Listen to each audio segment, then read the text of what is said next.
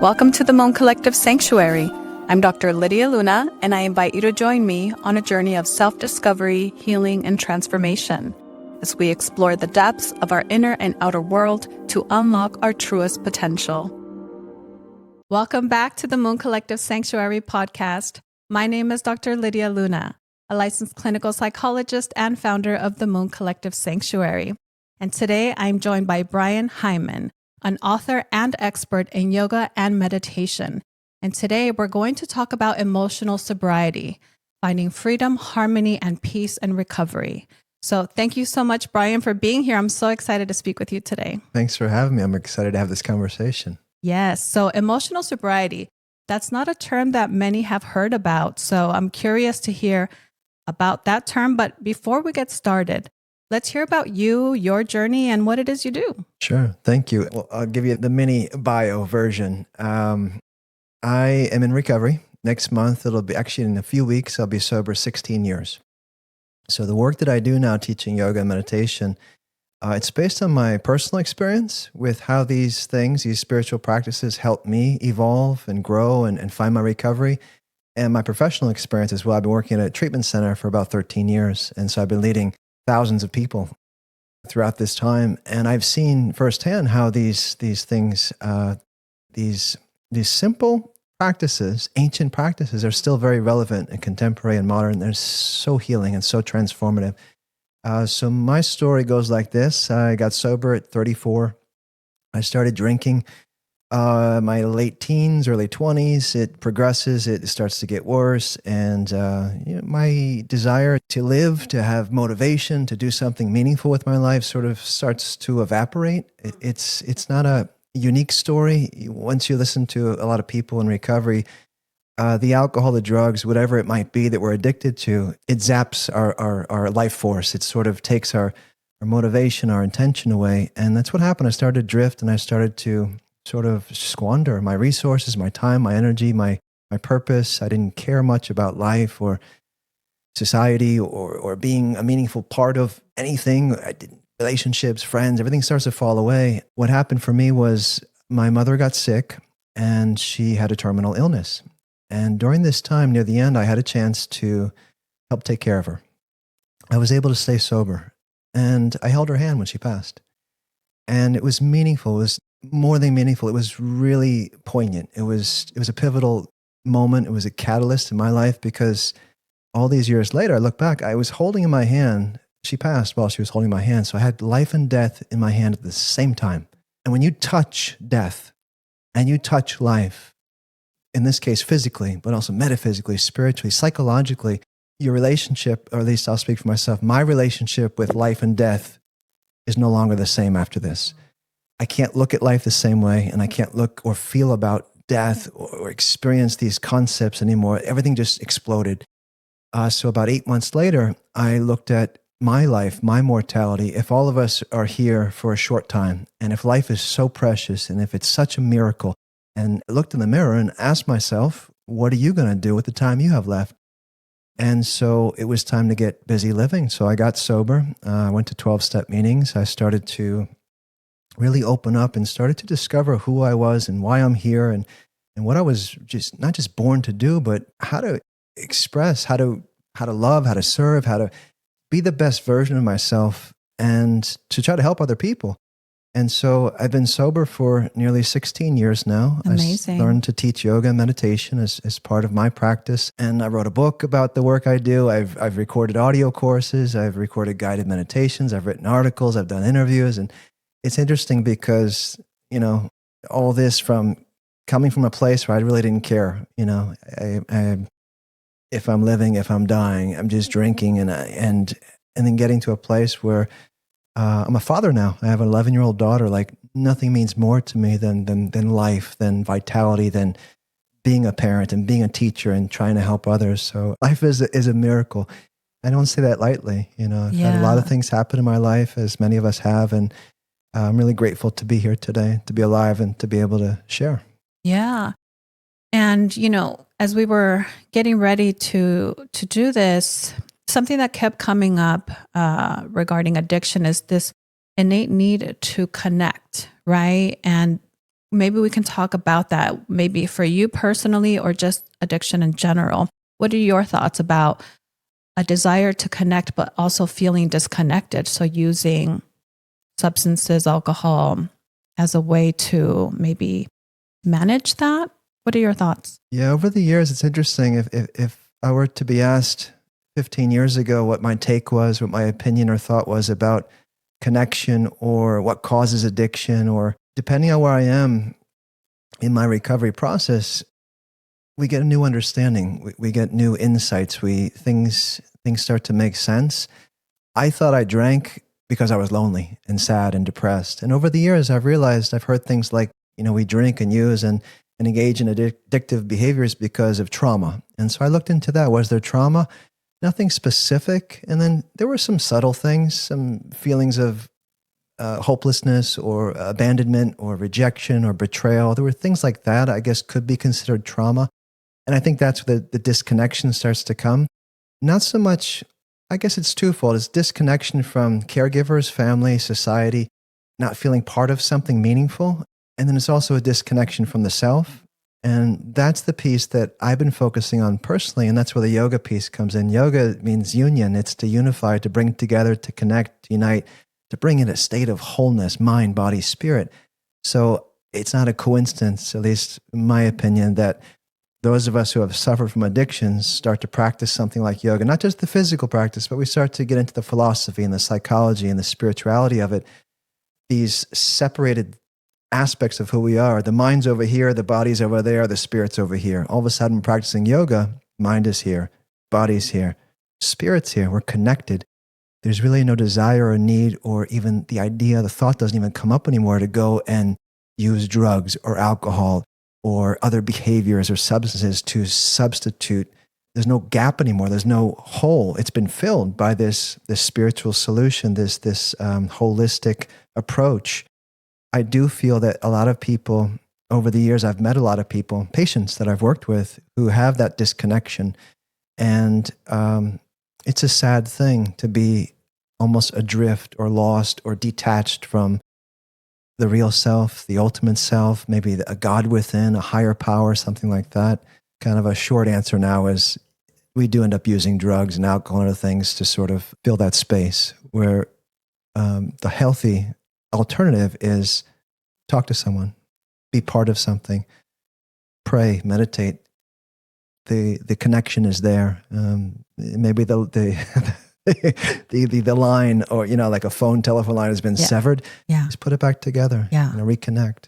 So, Brian, let's talk about addiction. It's not exclusive to drugs, alcohol, and substances. Most of us are probably now addicted to our phones. I was looking up some stats and I read that we touch our phones about 2,600 times a day. And that could be a tap, a swipe, whatever. So that's, if you think about it, that's insane. Neuroscientists have found that every like, share, every notification, especially on social media, hits the same reward system as cocaine. So it releases dopamine just as cocaine would. So I think this is a very important topic to discuss, addiction in general, and to see how it affects us and how we can even work through the addictions. Yeah, I've heard similar things that you get a like, you get a follow, you get a share, and you're getting a hit. It's like getting high. You get the dopamine hit. Yeah. And I do believe in my own personal experience that I can be addicted to collecting baseball cards. I can take anything to an extreme. As a human being, not so much as an addict, but as a human being, any one of us can obsess, we can crave, we can be attached to certain things. And the idea of an addiction, I think it's when the craving or desire or the attachment goes maybe a little too far or becomes obsessive and it becomes something that we fixate on. That's when the addiction piece, I think, sort of takes over. Not just the body, but the psyche, the mind, the heart, the spirit. Addiction doesn't want you to just physically drink. It wants to tear apart your mind. It wants to tear apart your soul. It wants to disconnect you from your spirit. But I agree that addiction in our society, our culture, it could be anything. I heard about binge watching. And I wasn't watching TV at the time. And I didn't think too much about it. These days, I don't judge what other people do or all that much. I don't have that many opinions about how other people watch TV or what they do. To each his own, live your life. About a year ago, I started to watch TV, and I started to watch on some of the streaming services, and I noticed that I can watch one episode and the next episode's right there. I started, I guess, binge watching. Right. I caught myself, and that's the beauty of just having an awareness of what you're doing when you're doing it. And I didn't judge myself, but if I'm watching 3 or 4 episodes of something instead of spending time with my daughter, then it's a problem. Then it's an issue for me. Not so much an addiction. It's interesting because there can be a lot of stigma or shame with a word like addiction. It could be loaded with this idea that somehow I'm broken because I'm an addict or I'm alcoholic or I'm a bad person. And I love what you were talking about, the idea that any one of us could be addicted to our phone, to shopping, we shop on Amazon. Most of the shopping a lot of us do is instead of getting in the car and going to the store, you can get the same thing in a few minutes on your phone. Maybe it's more convenient, maybe it's cheaper, maybe it's easier that way. And so we can get addicted to gardening. We can get addicted to even doing good things. The Dalai Lama used to talk about this. I believe he still does, and I've seen it in many of his books, that is in regard to selfishness. If you want to be selfish, try to be the person who helps the most people. Be the most selfless. That's a good way to be selfish. Say more about that. So you want to be like the best at something? You want to be really like, your ego is really, Yes. And he says, try, and basically, I'm paraphrasing, but the idea is see how many people you can help today. That's a good way to indulge your ego and see how awesome you can be. Try to be the one who helps and serves and loves the most people today. How much compassion or sympathy or empathy did you give today? That's a good way to try to be selfish or to be addicted to something. Yeah. And that's where it starts to change for a lot of us in recovery. We're taught to be of service. Step 12, if you work the 12 steps, is to go help some other people. Go be of service. It never gets old. So if there is a healthy type of addiction, go help some people. Yeah. You can never, you're not going to overdose on that. Yes. You're not going to end up, in trouble doing that. I think the component there that's important too is taking action, doing something, because a lot of the time we're inactive. We're sitting down, we're scrolling, we're thinking, we're just, preoccupied mentally.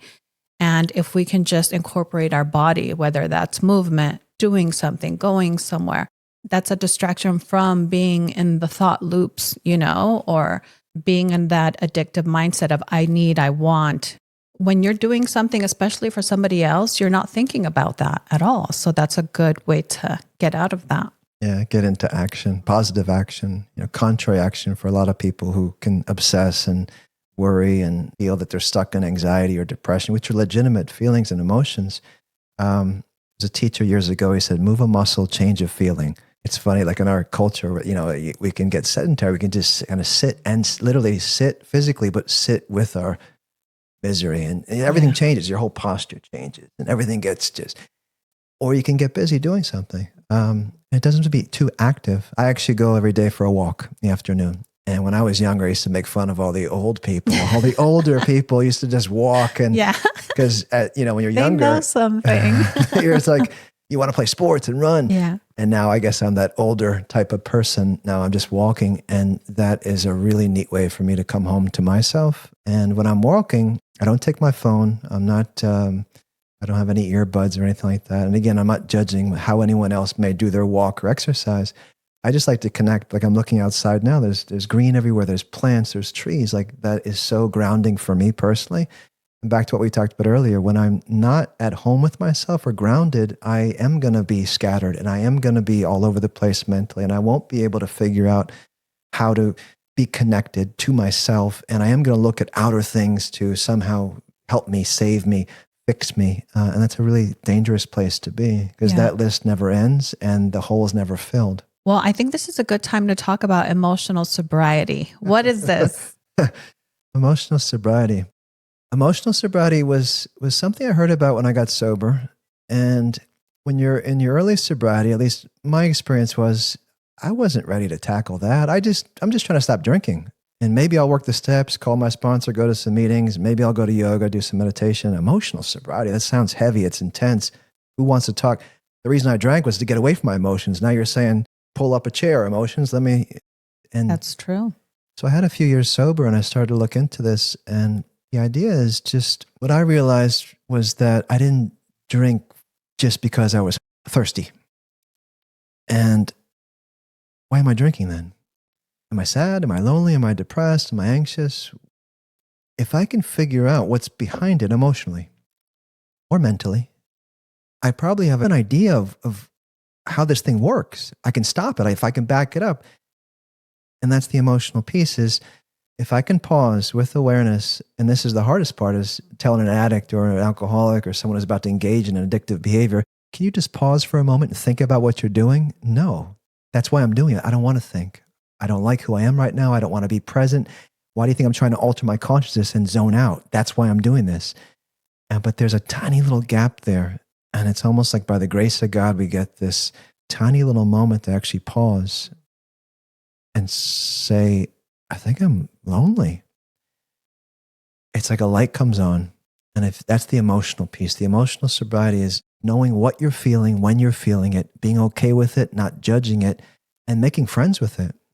So for example, if depression comes up and what I do to avoid depression or not sit with it or honor it and actually do the opposite, it takes more energy to push something away than it does to let something come in. So if my anger comes up and I use anger to push anger away, like, I don't want to be angry. I don't want to be angry. I don't want to be angry. Yeah. I'm now like 10 times angry. You're adding to it. Exactly. Yeah.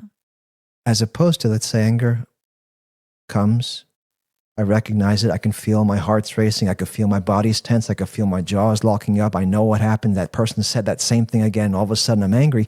If I can just be with it, I almost think of it like this, that anger is like this Tasmanian devil or this creature. And it's just there, and it's always been there.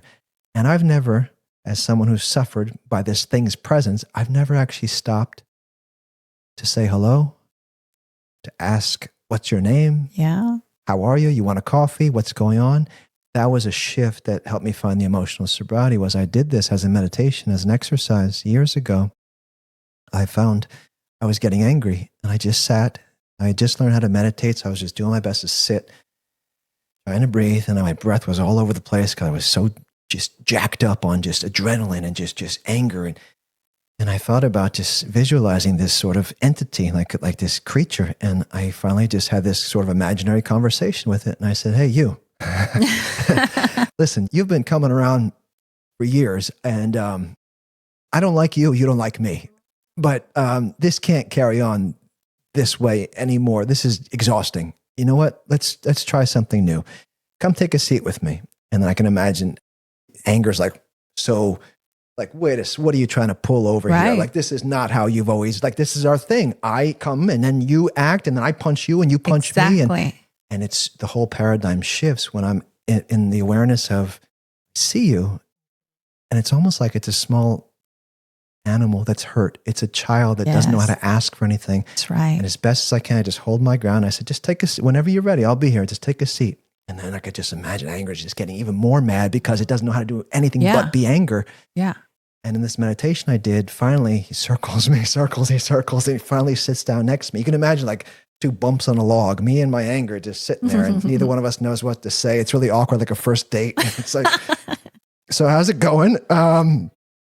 When did you start coming around? Like I was like 5, right? Yeah, that's what I remember too.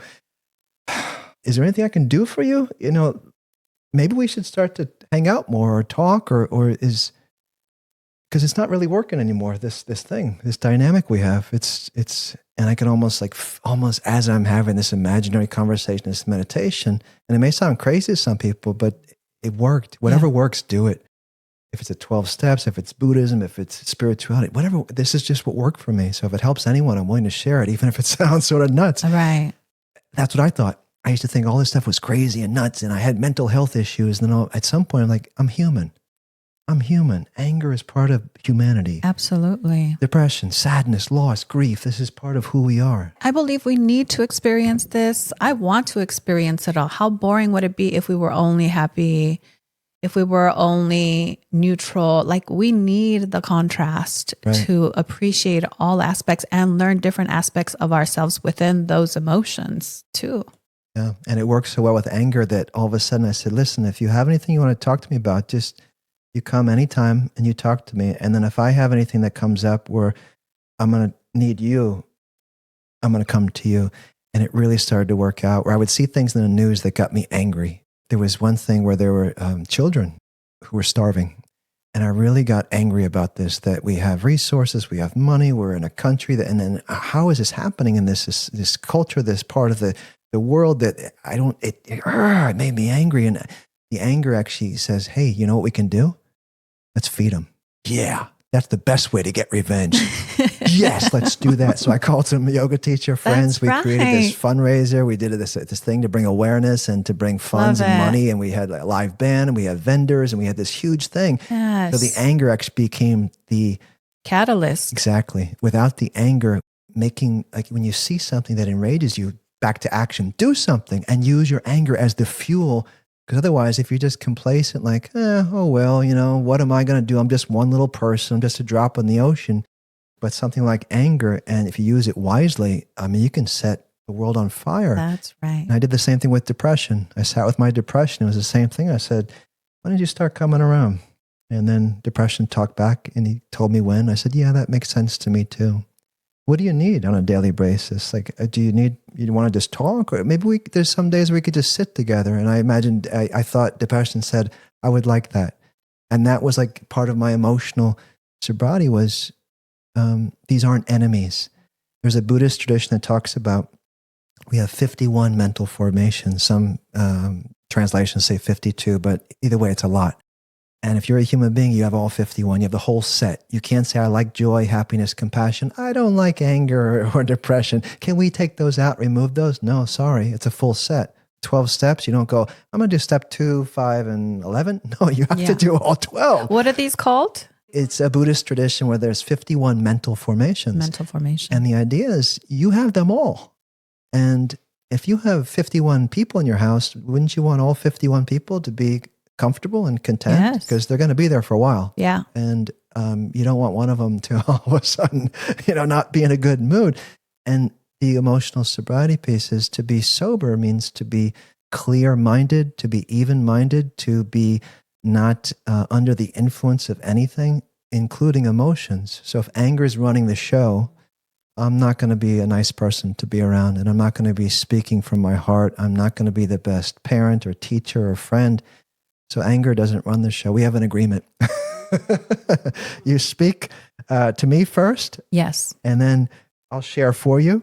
Yeah. But there's sometimes where anger has to speak first, How do you decipher? It's funny. The voice changes over time.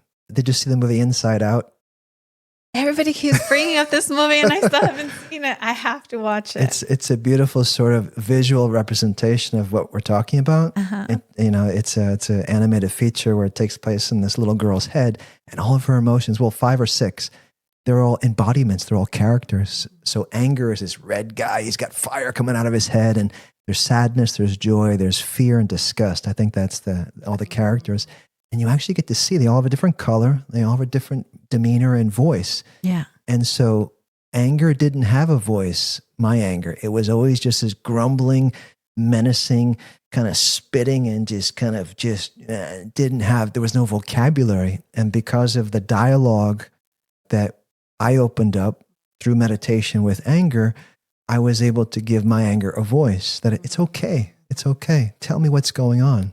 Because without the reciprocity, without going back and forth, it's not honoring the anger or any of the emotions. Yeah. And the beauty of being emotionally sober, knowing what you're feeling when you're feeling it, and not judging any of them, and putting, we don't have, this is my daughter, she's my favorite child, this is my son, yeah, he didn't get good grades, he's not my favorite this week. I don't know if that's such a great recipe for success. What would you say to somebody who maybe is afraid to tap into their anger because it feels really out of control, really powerful? It's normal. I'm not saying it's normal to punch walls or kick things or scream or hit or be violent. What I'm saying is anger is from my experience personally, it's part of who we are, and we can use it wisely. And it most likely will take some time for a lot of us to figure out how to be with it. when I was younger, I did use force. If I was angry, I'd throw something, kick something, or I'd break something, or I'd yell, or I'd scream. And these years, I'll share these things when I teach at the treatment center, and some of the patients are like, I can't imagine you that angry. And I said, well, you seem really calm. That's the beauty. Yeah. And then I said, that's what I did. They said, I can't imagine you screaming at anybody. That was my only outlet. I didn't know what else to do. And becoming aware of the anger and realizing it's not going to kill me. It's not going to overwhelm me. It might feel like it. It's just one of many aspects of who I am. I can't cut off my left hand. It's part of who I am. I can't cut off my right finger. I need this. I need this elbow. I need this shoulder. I need my anger. I need my depression. I need my sadness. They're all part of who I am. And I think this idea that we just cherry pick what we want to happen, and it's not realistic. It's not ideal. Like you shared, without the suffering, there is no happiness or joy. I think we've all heard the no mud, no lotus. The lotus only grows because its roots are deep in the mud and the dirty, stank, gross darkness. But that's where the most beautiful thing comes from. You need both. You can't just grow a lotus on the wood floor. So we need the suffering. And then back to those of us in recovery, without the addiction, there is no recovery. So unless you're willing to take a pretty good deep look at how you got to where you were, drinking, using, whatever the thing is, what was involved, the emotions and feelings, the triggers, the traumas, the causes, the conditions, the expectations, the attachments, the list can be pretty long. You don't have to do it all at once. You're going to have a pretty good idea of how amazing your recovery can be. The more work you do on how it happened, and then you get to where you are now, but you need both. And then at some point, it's like the scales, they kind of even out. So I never condemn when I was an alcoholic, when I drank, when I was angry. It's like beating up a sick person. I wasn't well. I wasn't healthy in those areas. So not yet. I love the word yet in recovery. Yet. We haven't figured that out yet. There's hope in yet. Yeah, we haven't gotten there yet. Yeah, but I can't figure it out yet. So some of our emotions, if there are so many, let's say there are 50 something, there's probably more if you Google that. Yeah. You're not going to figure them all out immediately. And the good news is, what I've found is, whichever the next thing is you're supposed to figure out, it'll come to you. You don't have to go looking for trouble, meaning I'm going to go figure out my childhood issues. Well, maybe just live in today and see what happens. Maybe just go to work today and just see what you need to do today. Let's not go looking for trouble. Right. And I've found that a lot of the stuff I've gotten to, I didn't have to, but I get to work out in my life, my recovery. And usually it's the next right thing. It's right there. And that's how I know, okay, I guess I'm going to work on that now. Yeah, it shows up when we're ready. I truly believe that. And so going back to anger and people that may feel like I can't tap into, not just anger, but any emotion that we feel maybe overwhelmed or scared to tap into, I'm hearing just let's invite it. Let's become aware of it. And then I heard you also say, have a dialogue and see what it needs, and maybe find an outlet that resonates with you, whether it's action, creativity. I mean, it's infinite what we can do, right? Yeah. You just reminded me that it wasn't intentional. I never sought out to make paintings.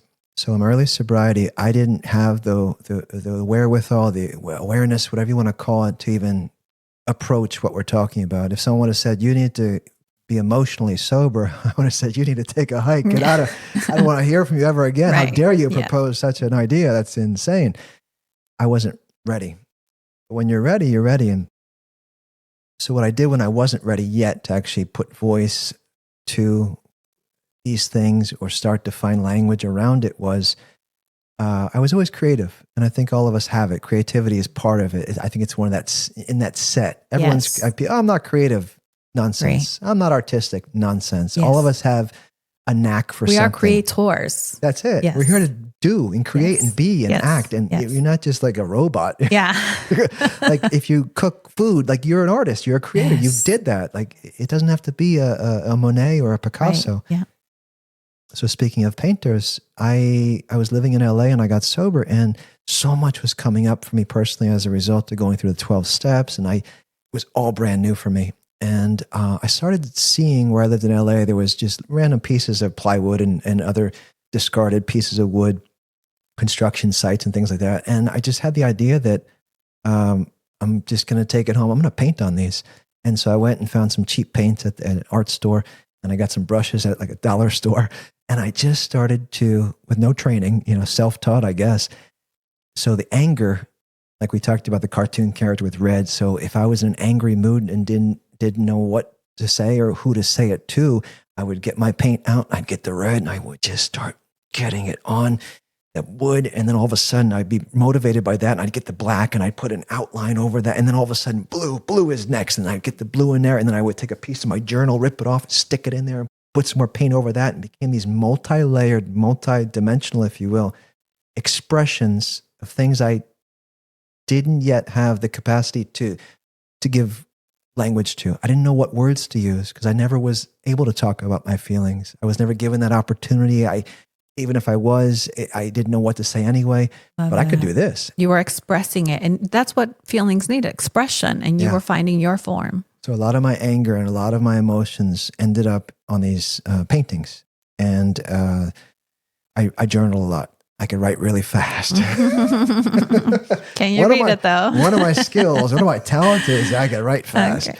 And so I would just write. And I would write literally until I exhausted myself. I would just fill up these journals full of, if I look now, I'd probably see these look like the ramblings of a madman. But that was my way of starting to figure out how to put words to things, which always kind of sat here and up here with no words. They were just like clouds. There was masses of darkness.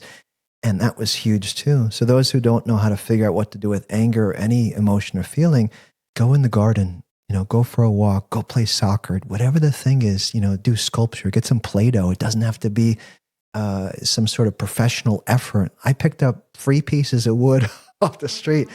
And somebody saw those recently and they said how it was very relevant to these pieces were reclaimed is what they said, and how they related to recovery. And that's what we do in recovery is reclaim ourselves. And I thought that was a neat connection this person made because they saw them recently. I still have these paintings. And I thought, I think that's what was happening. I was reclaiming those parts of myself which were abandoned long ago. Yes. And I, even if it was sort of ugly, it's all I got. Yes. And it's all I know how to do. So this is it for now. Now I have no problem to talk about. If I'm sad, I'm sad. I'll tell somebody. Yes. And I think it's really empowering. It gives, not that they need my permission or anyone else's permission, but it gives others permission. Like if you were to say, I'm feeling a little sad today. And then if I was feeling sad, you just gave me an invitation. I could say, you know what, I was actually sad last week. There's a connection there when we can connect. This is one of my favorite things to do at work. So whether someone is rich or poor or sick or healthy or lives in this area code or has this kind of car or job or these letters after their name, if I were to say to a bunch of people in recovery, okay, who here has ever been angry? I would probably see every hand go up in the room. Okay, who here has ever been lonely or sad? I'm guessing every hand would go up. And no matter who we are, if we can all connect at the level of loneliness or sadness, the good news is if we can connect there, we can also connect at the universal, eternal types of solutions for recovery. So there's no reason why we can't connect. Also, if the things that I've done to find my recovery work for me, they could probably work for you. We just have to find out where they connect. Because my anger wasn't exactly the same as your anger, but I'm pretty sure they were close. So let's just find like a middle ground. My anger is going to meet you at your anger.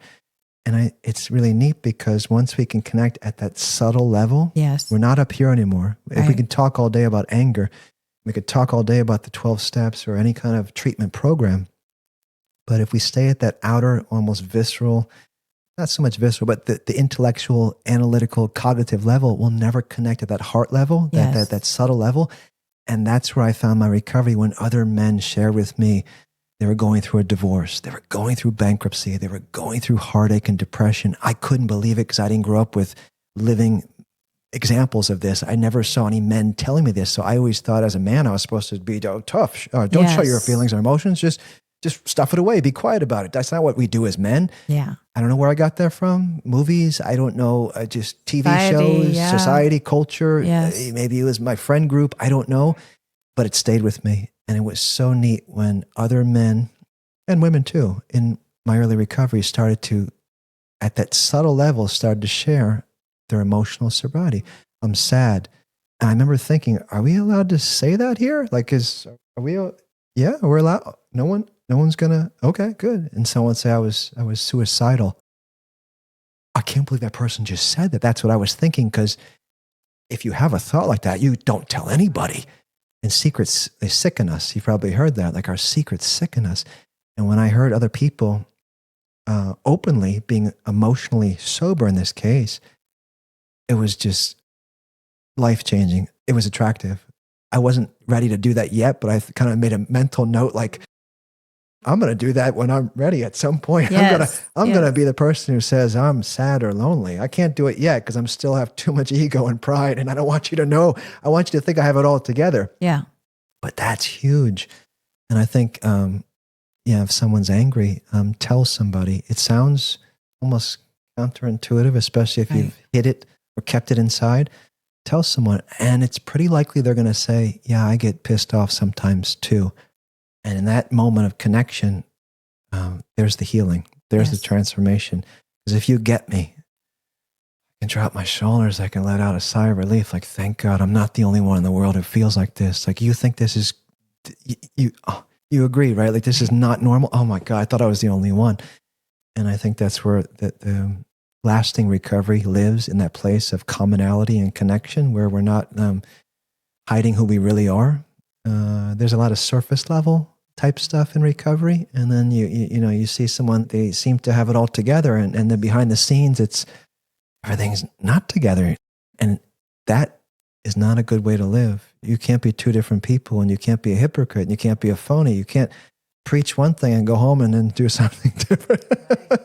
I recently felt this experience, and it ties to connection with everything that's happening with immigration and this administration. I was feeling a lot of rage and anger about things. And it's almost like I looked around because I needed that sense of I'm not alone, and I had to search. I had to search to see, like, who can understand what I'm going through. And it felt isolating at first, but it prompted me to seek out people that were maybe like-minded in that regard. And once I met some of these people that are just as passionate, just as upset, it did bring a sigh of relief, like, okay, I'm not crazy. I'm not alone. And it allowed for a connection that for me was like so unique, because I'm in this new space and kind of feeling like, what do I do? But then to meet other people that have been in this space longer, to, involved in activism and social justice, it really just fed my soul. So this is a beautiful reminder that whenever we're feeling something, the goal is not to isolate and hold in. It's to see it as a messenger. And if you are feeling alone, okay, let me seek out others that I can connect with, or that can be there, can even just be a witness, maybe. Yeah, there's power in numbers. That's a great sort of cliche. There is. In positive ways and not so positive ways. If too many people are on one side and they're angry, and there's a lot of them, that's not such a great thing. So we have to counter that with people peacefully, nonviolent protests and activism, like you said, and we're not going to feel so alone. I think it's one of the worst things to feel is despair, that there's no hope. And that's what a lot of us can feel when we turn everything inward. Like I shared earlier, like, I'm just one person. What can I do? I might as well just stay quiet and just, I guess I can't win. And I know that defeatist attitude is not very helpful. It's not beneficial, and it's not healthy. Those are the types of things that do make people drink and use drugs and seek to obliterate their consciousness because they can't take it anymore, watching the news and seeing what's happening in the world. Get busy, get into action. Yes. It's, that's where we use our emotions for good things. Use your empathy, use your sympathy and compassion when you see things in the news that, not you, but the general you, all of us, let it light us up to do something meaningful. And believe me, I wasn't talking or thinking this way years ago. This is a result of my recovery, is not to live out loud in recovery or not to be a cheerleader for anything. It just happens to be what I'm doing now, but just to be human. What are you doing as a human being? Who did you help today? What are you doing? with your life. And that was, that goes back to the moment I shared about my mom. After she passed, it really made me look in the mirror and what are you going to do with the time you have left? And if every moment, every day is precious, then get out there and do something. Go kick some butt. Go do something. Yes, that's what we're supposed to do with it. That's when it really has value, when something that hurt us, something that brought us suffering, if we can harness it and channel it, I think that's where most of the magic happens as a human. So speaking of that, you mentioned you channeled some of your emotions through art, and you also wrote a lot. So maybe we can talk about your book. That's amazing that you wrote a book. Congratulations. Thank you. And it's called Recovery with Yoga, Supporting Practices for Transcending Addiction. So I'd love to hear about your book. Writing has always been part of my journey in recovery. It's always been cathartic. It's been therapeutic for me to just put stuff down. There's a lot of stuff up here. Yes. Is it linear? Is it narrative? It's kind of all over. It's circular most of the time. And what helps me is make it linear. Put it on a page, write in a journal. And so I've been doing that for years. And I was always writing. I was a teenager in my early 20s. I wanted to write, and I was writing. And over the years, I was still writing. Even when I was drinking, near the end of my drinking, I was still writing things. The writing was actually, I think it saved my life. And I'm not just saying that. I'll share that just briefly. Near the end of my drinking, things got bad. There was darkness. There was depression. There was just no motivation to get up, to do things, simple, brush your teeth, take a shower, just get it. I wasn't working. Like there's just, everything just starts to go dark. And what I was doing was I was writing a screenplay.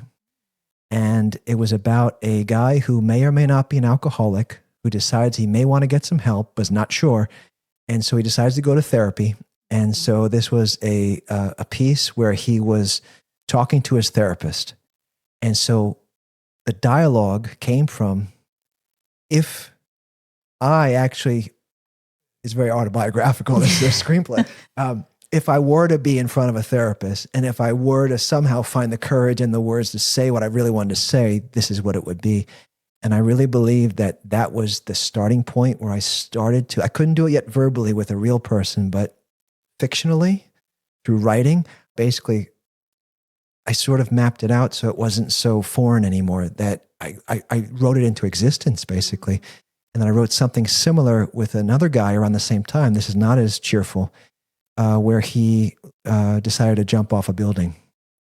And I realized that's how dark it was near the end, was here's this alternative. Like, here's a guy who's willing to get some help. He's going to go talk to a therapist. The therapist in that little story decides to tell the guy, you need to go to get some help to a treatment center. And I think I just ended it there because that's all I could take. Like, if someone were to say that to me, I don't know what I would do. So that was the end of it.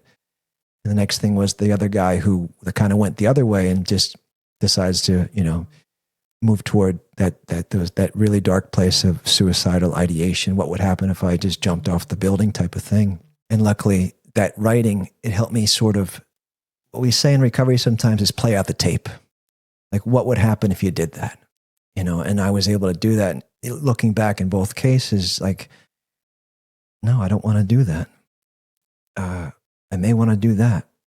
And so the writing part helped me start to get into a place where I could vocalize. And then when it actually came time to write things that other people might see, or then it was a lot more from a natural place where it wasn't my personal therapy anymore. What you were sharing, it's like you found art, whether it's creative writing or whatever, you found that as a way to heal yourself. And then I'm hearing you transformed it and now used it as a tool to heal others. So I think that's like super powerful. Yeah. Our wounds are where we're broken. It's a loaded word in recovery. And I don't think we're broken. Our pain or our misery, when these things can move over toward when our pain becomes our purpose, when our misery becomes our ministry, like when you really do something with the addiction, it becomes recovery. Like, you become a hero. Like, you didn't just show up one day and just, fill out a resume. Like, I'll be the guy who helps people. Like, where are you coming from? Right. What's your experience? Where's your resume on this? Well, I survived this. Oh, okay. Come on. So all those stuff I did, I went through and I suffered through personally, yeah, it did inform the writing, and it did help me start to actually put together some outlines for some things that might be more universal in sharing and more applicable to the lives of others, not just me, some guy in California. And so I started to focus on principles. What really worked for me when I got sober was the idea that the 12 steps are based on principles. There's 12 principles there. We're supposed to practice these principles in all our affairs. That 12th step where it says that, I thought, it's interesting. What principles are they talking about? I saw honesty, hope, faith, integrity, courage, willingness. I was like, whoa, I didn't know. That's what we've been saying this whole time. That's pretty cool, because Jesus talked about principles. The Buddha talked about principles. Krishna talked about principles. And I started hooking into, if I'm going to reach the most amount of people in the most beneficial way, it has to be as broad approach as possible, but also grounded in reality. What we can all relate to, in addition to that subtle level of, has anyone been angry? Yeah, okay, cool. We can all relate at the emotional or feeling, of the sentient level. We can also relate at the timeless or universal appeal or quality of principles. So let's talk about nonviolence. I think we can all relate to nonviolence. Let's talk about honesty. What does honesty mean to you today? What does it mean to you today? We can all connect there. So I started to do things, writing about things in regard to principles and how they relate specifically to recovery. And people seem to hook into that, and it seemed to make sense to a lot of people. So the book is 30 principles. It's based on principles where I talk about the principle, apply it to recovery, and then the yoga part is adding in where that same principle shows up in yoga philosophy. So the chapter 1's honesty. So I talk about honesty. And in the yoga tradition, there's a word satya, which means truthfulness or honesty or authenticity. So I thread that in with some yoga practices, how to practice, not just talk about honesty, how to practice. Yoga is a practice. It's not something we talk about, it's something we do, we practice. So the practices are at the end of every chapter, 30 universal qualities or principles that you can describe them as spiritual qualities, spiritual principles. But if spirituality is not part of someone's life, they're also secular. One of the principles is mindfulness. You don't have to be spiritual or religious to understand to be mindful of something is just to be aware of something. You don't have to sign up to go to any church or any temple or any mosque or any synagogue. It's just mindful. Like, be mindful. When you set your fork down, just be mindful. When you pick up your cup of tea, be mindful. That's all. Gratitude is one of the principles there. You don't have to be spiritual for that. But when you add the spirituality, it really infuses these principles to another level, like to really be grateful. I really love what you're doing.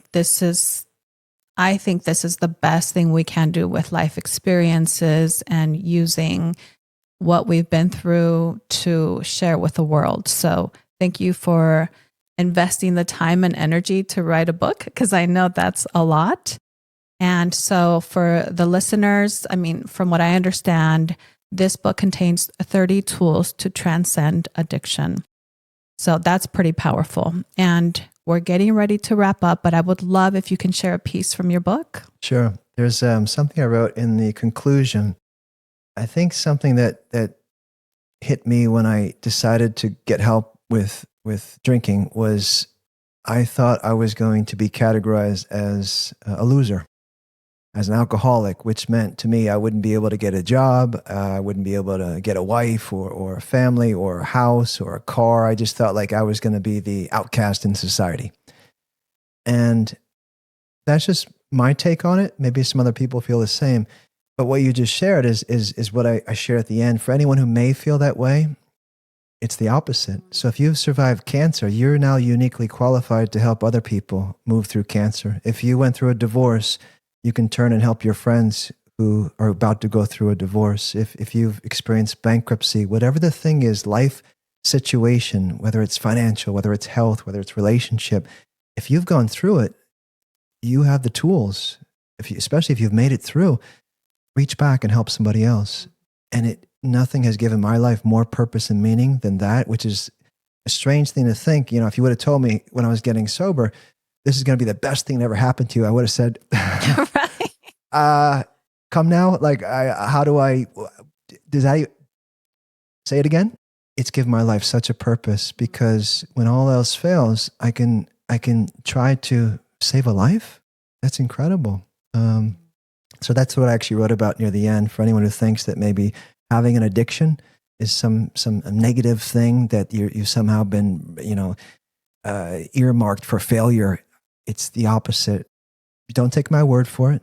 But this is what I wrote at the end in the conclusion. You are destined to be a hero in recovery. After you learn how to save and improve your own life, you will get to help others do the same. When you step onto this path of revitalization, forge ahead with conviction, humility, and gratitude. Advance always toward a brighter future for yourself and all human beings. Continue to explore your spiritual practices. Learn to offer greater sympathy to all living things. Do the best you can with what you know within the reality of now, and trust that your conception of God or a higher power of your own understanding will direct, guide, and protect you as you bring light where there is darkness, kind words where there are uncomfortable silences, and smiles and warm embraces wherever there is loneliness or despair.